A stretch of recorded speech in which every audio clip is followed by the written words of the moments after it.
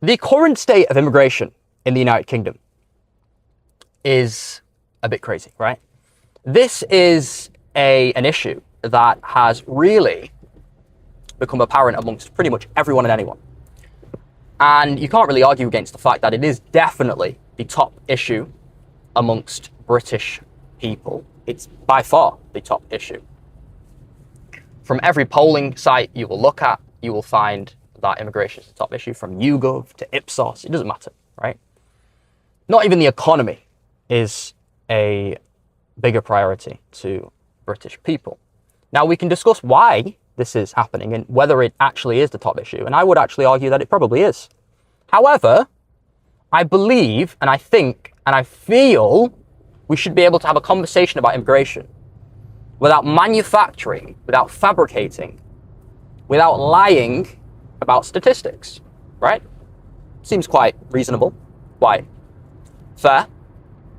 But what I'm seeing is I'm seeing these statistics being thrown around, being espoused, frankly, by the likes of Nigel Farage, as I said, Robert Jenrick, these types of individuals.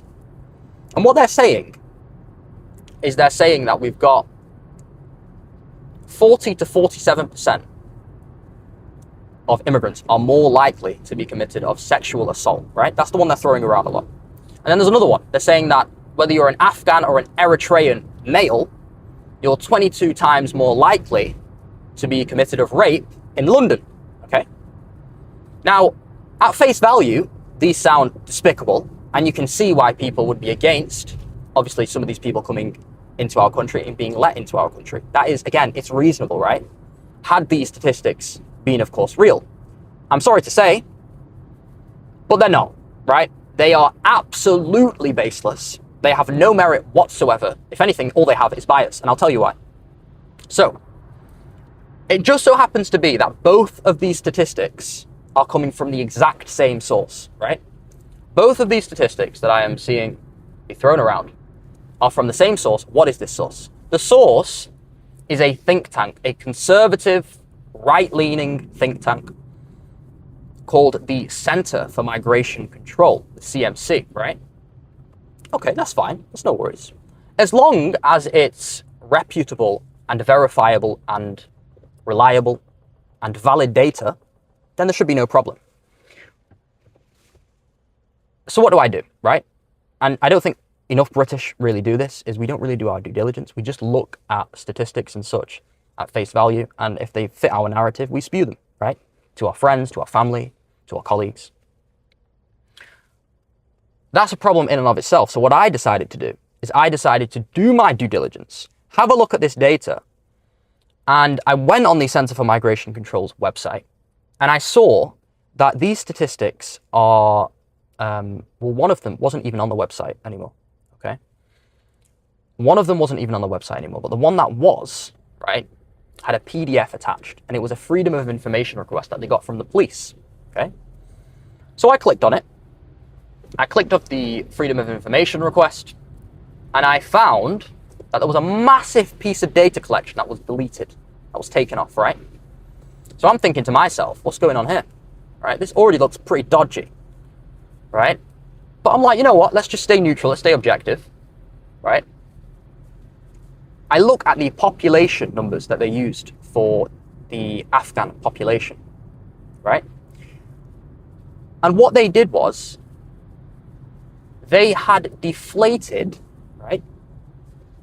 They had used a smaller population number for Afghans and Eritreans in London than the other white counterparts, right? So the Afghan population in London is around 48,000.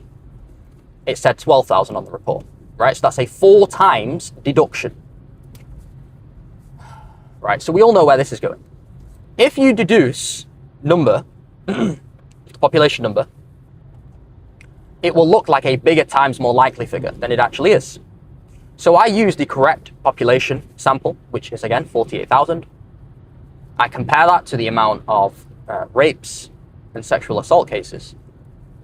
And it goes from a 22 times more likely figure, right? 22 times more likely to be committed of rape, to a 3 times more likely figure to be convicted of rape. Now, granted, that's still 3 times more likely. That's a conversation we can have. Absolutely. No worries, no problem. We can talk about immigration. We can talk about who seems to be crossing our channel. We can talk about all of these things. And frankly, I want to have that conversation because immigration in the UK is absolutely nowhere near where it should be. We are letting far too many people in, right? We need to be very strict on who we are letting into the country. And that is a matter of fact. But we do not need to be manufacturing, fabricating, creating baseless data, right, that has no merit whatsoever. We don't need to be doing this. And obviously, I'm thinking to myself now, where are these guys' interests? Yes, of course, they're conservative. Yes, of course, they're, right-leaning. But why is it that they're doing this, right? Why is it that they're creating fake data? So I go onto their website and I have a look for any sort of affiliated members or anything like that. And I don't find anything. Right? I don't find anything. So what I have to do is I have to go into the company's house, right? So I go on the company's house and I find that the listed director is a guy called Robert Bates. Okay, so I type in Robert Bates, no worries. It turns out that this Robert Bates guy is a senior campaigner for Reform UK, right? So he's a massive campaigner for Reform UK. He loves Reform UK. And he was actually, funnily enough, in a sort of like a Channel 4 expose with the Reform UK other members, other people at the top positions. And he was caught on a hot mic saying that he spent double the allowed amount for funding, right, for the general election.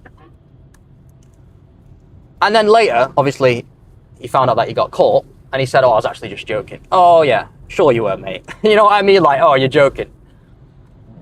Anyway, these guys do not care about, telling the truth. That's the thing. That's the point I'm trying to make here, is that these guys don't really care about telling the truth. They will continue to purport their nonsense, right? And this is coming from someone, like I've said now, someone who isn't happy with the current state of immigration. But there is a difference between criticizing the state of immigration in the United Kingdom and spewing this absolute belligerent racial animus, this hate, right,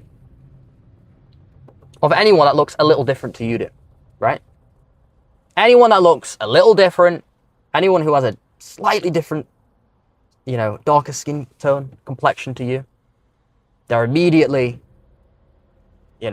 subject to hate and all of this. What are we doing here? We have become so divided, and it's ironic because the United Kingdom starts with what? It starts with the word united.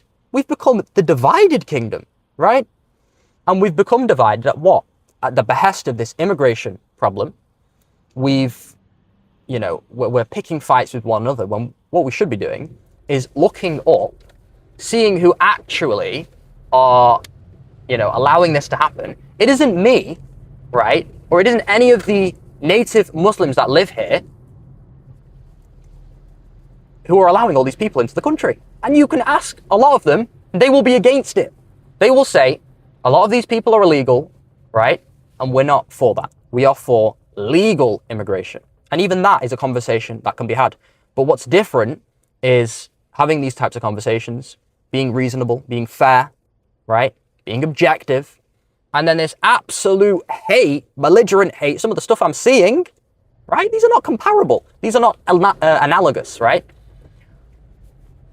What I would say, what I would end that discussion on is that what we need to do is we need to understand who are making these decisions, right? Who are ultimately making these decisions? Who are the top dogs? And this isn't even Kia, right? This Kia's just a guy, man. Kia's just a puppet. He's being told what to do. The real people who are allowing this to happen, we will never know their name, right? They're probably in a dark room, right? Probably in a tuxedo, right? Smoking a cigarette. And they're just